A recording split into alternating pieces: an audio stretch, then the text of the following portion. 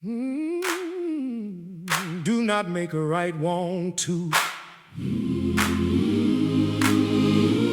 If two wrongs do not make a right, then hold shut your mouth and say not that two wrongs do not make a right.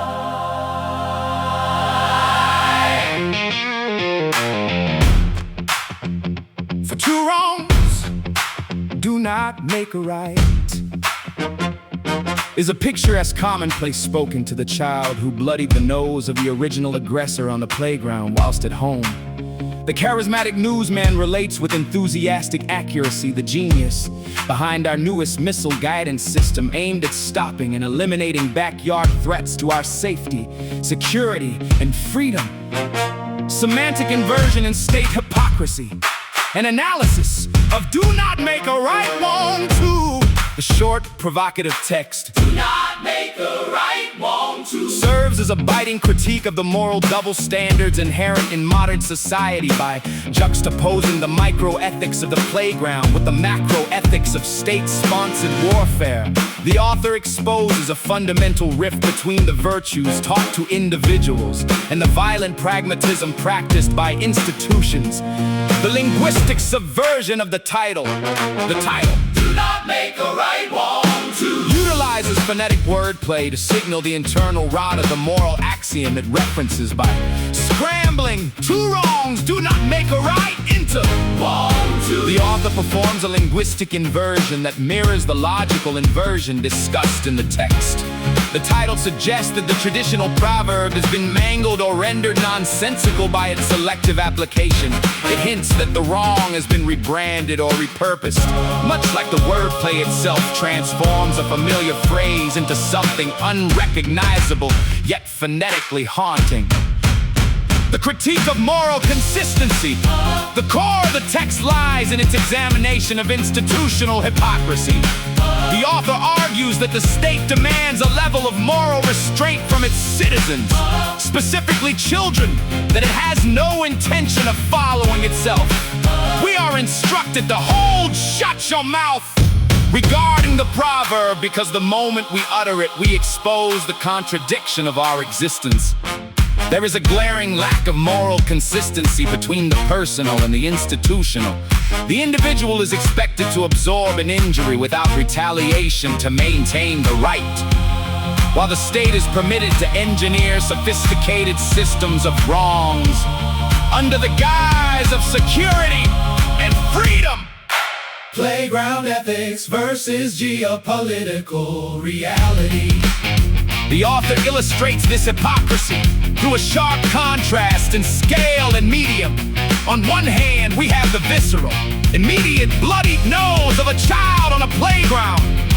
This is a wrong that is easily understood, localized, and immediately punished by the social contract of nonviolence. On the other hand, we have the charismatic newsman reporting on missile guidance systems. Here, the violence is sanitized and intellectualized. The wrong of lethal force is transformed into genius through the medium of television and the rhetoric of national safety. The newsman's enthusiastic accuracy highlights a disturbing reality. Society celebrates the genius of mass destruction while condemning the reflexive self-defense of a child. The state's retaliation is labeled security, while the child's retaliation is labeled a wrong. The picturesque commonplace. The author's description of the phrase, two wrongs do not make a right, as a picturesque commonplace is particularly damning. A commonplace is a cliche, a trite, overused remark. By calling it picturesque, the author suggests that the proverb is merely decorative. It is a pretty sentiment used to keep the populace docile and manageable. It is a tool of socialization rather than a universal truth. When applied to a child, it is a lesson in civility. When ignored by a government, it is a discarded ornament that would only hinder the genius of military strategy. Modern relevance. In the contemporary era, this critique is more relevant than ever.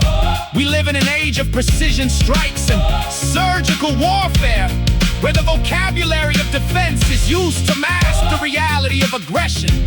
The charismatic newsman has been joined by social media algorithms and 24-hour punditry that continue to frame institutional violence as a necessary right, while preaching de-escalation to the individual.